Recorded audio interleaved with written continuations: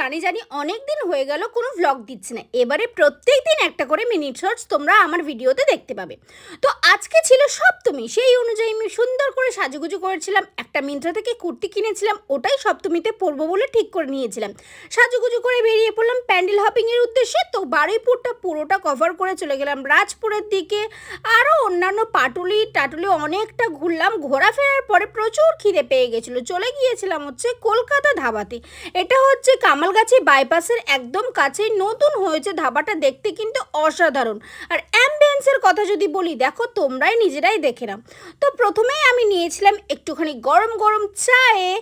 আর সত্যি কথা বলতে সন্ধ্যের চা না হলে কিন্তু জমে না।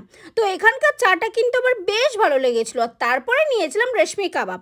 কাবাব খেতে তো আমার অ্যাজ ইউজুয়াল সবসময়ই ভালো লাগে।